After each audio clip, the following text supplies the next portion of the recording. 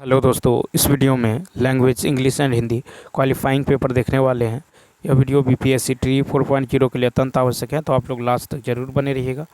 तो चलिए शुरू करते हैं। देखिए, कहता है कि read the passage carefully and answer the questions that follow.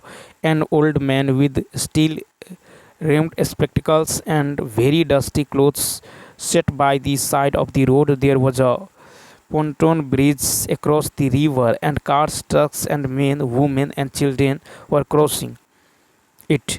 The mule-drawn cars staggered up the steel bank from the bridge, with the soldiers helping to push against the spokes of the wheels. The trucks around up and away, heading out of it all.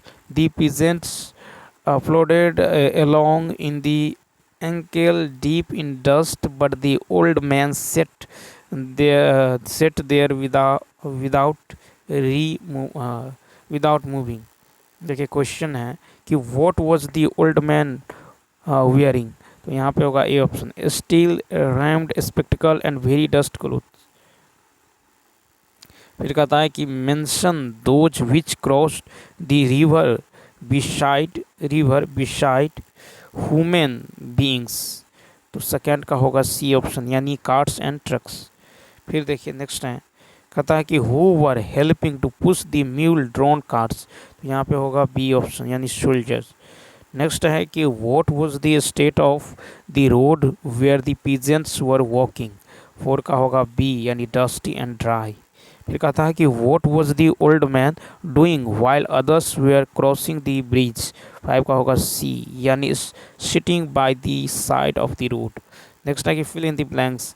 The money was divided dot my four sons. तो six का होगा B option, among होगा, यानी the money was divided among my four sons. देखिए, जब दो व्यक्ति हो तो वहाँ पे बिटवीन का यूज किया जाता है, जब दो से अधिक व्यक्ति हैं तो इसके लिए एमोंग का यूज किया जाता है। क्वेश्चन नंबर देखिए 7, कहता है दी सन राइज अर्ली इन दी। तो 7 का हो जाएगा B, the sun rise early in the summer. Next देखिए, कहता है कि from a meaningful word by adding the suffix hood. देखिए, सफिक्स जो बाद में आता है, प्रीफिक्स जो पहले लगता है, ठीक है।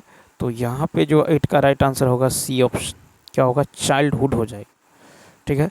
तो यहाँ पे जो हो जाएगा चाइल्डहुड, तो दिए गए सफिक्स से बनने वाला शब्द है चाइल्डहुड। अब देखिए यहाँ पे हिंदी है का ध्यान से कि मानव समाज की विभिन्न समस्याओं को सुलझाने के लिए हर युग में अनेक विचारक होते हैं, परंतु उनका क्षेत्र प्रायः आर्थिक, सामाजिक या राजनीतिक ही रहा। गुरु गोविंद सिंह जी ने मनुष्य के जीवन के आंतरिक और बाह्य पक्ष के समन्वित विकास के साथ साथ साहित्य और संस्कृति को भी महत्व दिया है। गुरु गोविंद सिंह के रूप में हमें भक्ति, शक्ति और सरस्वती के पवित्र संगम का साक्षात्कार होता है। कहता अन्य विचारकों के क्या क्षेत्र रहे हैं। तो बी ऑप्शन, आर्थिक, सामाजिक या राजनीतिक। फिर है कि मानव समाज में कौन सा समास है। तो 10 का होगा ए, तत्पुरुष समास। मानव समाज में तत्पुरुष समास है। इसमें पहला पद मानव, दूसरे पद समाज जो संबंध बताता है। आर्थिक, सामाजिक, राजनीति में कौन सा प्रत्यय प्रयुक्त हुआ है। 11 का सी। तो हर्ष का एक प्रत्यय से बनने वाला शब्द है नागरिक, धार्मिक, मासिक, वार्षिक, साप्ताहिक आदि। नेक्स्ट, उपयुक्त अवतरण का उचित शीर्षक बताएं। 12 का होगा सी, गुरु गोविंद सिंह जी की देन। फिर है सरस्वती का पर्यायवाची शब्द। 13 का होगा भी, वीणा वादिनी। सरस्वती का पर्यायवाची शब्द है वीणा वादिनी। वसुंधरा पृथ्वी का पर्यायवाची है, प्रसून फूल का पर्यायवाची। 14 नंबर देखिए, 14 यहाँ पे ध्यान से है कि वैज्ञानिक प्रयोग की सफलता ने मनुष्य की बुद्धि का अपूर्व विकास कर दिया है। द्वितीय महायुद्ध में एटम बम की शक्ति ने कुछ क्षणों में ही जापान की अजेय शक्ति को पराजित कर दिया।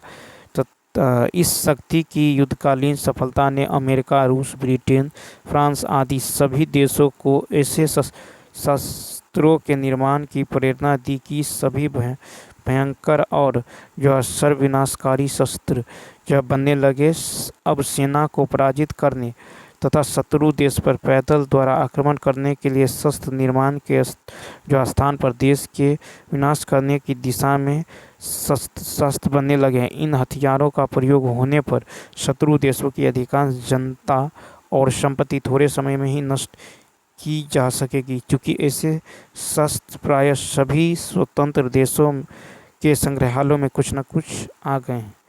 ठीक है, क्वेश्चन है कि आधुनिक युद्ध जो भयंकर व विनाशकारी होते हैं क्योंकि अधिकांश जनता और उनकी संपत्ति थोड़े समय में ही नष्ट हो जाती। एटम बम की अपार शक्ति का प्रथम अनुभव कैसे हुआ? तो ए ऑप्शन, जापान में हुए भयंकर विनाश लीला से। फिर है बड़े बड़े देश आधुनिक विनाशकारी शस्त्र क्यों बना रहे हैं? तो बी ऑप्शन, पारस्परिक भय के कारण। फिर है कि भयंकर विनाशकारी आधुनिक जो शस्त्रों की बनने की प्रेरणा किसने दी? 17 का बी, अमेरिका के विजय ने। इसका ध्यान का मूल तथ्य क्या है? 18 का होगा सी, यानी निशस्त्रीकरण और विश्व शांति। फिर है संक्षेपण का विलोम, तो विस्तारण, संक्षेपण का विस्तारण। कौटिल्य का विलोम तो है आर्जव। ठीक है, कौटिल्य का विलोम होगा आर्जव। नेक्स्ट कहता है कि सरकार ने ऋणों की पूर्णतः माफी कर दी। इस वाक्य में किस प्रकार के क्रिया विशेषण का प्रयोग हुआ है? तो परिमाणवाचक। सरकार ने ऋणों की पूर्णतः माफी कर दी, इस वाक्य में परिमाणवाचक क्रिया विशेषण का प्रयोग हुआ। ठीक है, कमीज कैसे फट गई, इस वाक्य में रीतिवाचक क्रिया विशेषण। संजय कहाँ घूम रहा है, इस वाक्य में स्थानवाचक क्रिया विशेषण का प्रयोग हुआ है। 22 नंबर देखिए, कहता है कि कौन सा व्यंजन अघोष है? तो 22 का होगा ए, ख। ख व्यंजन अघोष हैं। जिन वर्णों के उच्चारण में आपस में स्वर तंत्र या झंकृत नहीं होती वे अघोष वर्ण कहलाती। प्रत्येक वर्ग का पहला और दूसरा व्यंजन वर्ण अघोष ध्वनि है, जैसे क, ख, छ, छ, ट, ठ, त, थ, प, फ। ठीक है, ग, झ, घ घोष वर्ण। अब देखिए, कहता है नारायण बचाओ, इस वाक्य में कौन सा कारक है? तो इसमें है संबोधन। हे नारायण बचाओ, इस वाक्य में संबोधन कारक है। पेड़ पर बंदर बैठा, इस वाक्य में अधिकरण कारक, अधिकरण में पर। पेड़ से पत्ता गिरा, इसमें अपादान कारक, यानी पेड़ से पत्ता अलग हो रहा है तो अपादान। 24 में देखिए, कहता सही वर्तनी वाला शब्द, 24 का ए, लखपति।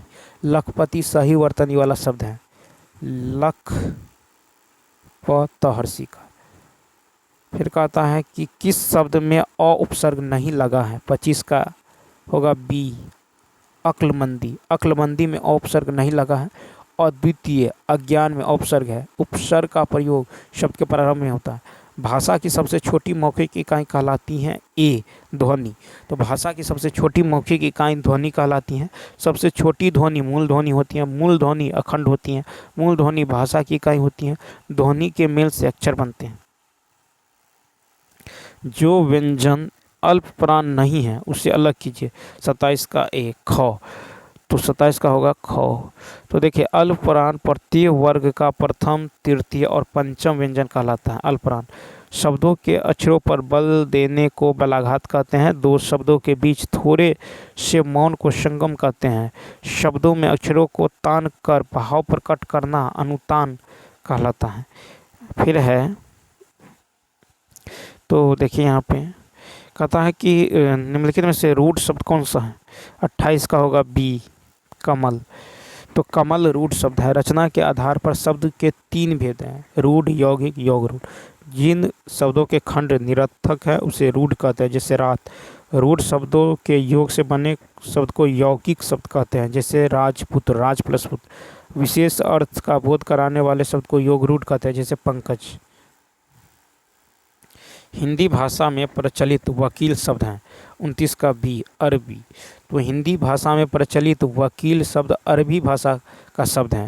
हिंदी भाषा में अरबी शब्दों का उदाहरण है अफसोस, आबदार, आबरू, आतिशबाजी, आराम, आमदनी, आबरा, आफत, आवाज़, आईना, कमीना, कुश्ती, किशमिश, कमरबंद, किनारा, खामोश, खुश, खुराक, खूब, गर्द, गज, गुम, चश्मा, जागीर, दीवार, देहात, ताज़ा, बीमार, बेरहम, मादा, माशा, लगाम, शादी, सितार, हफ्ता।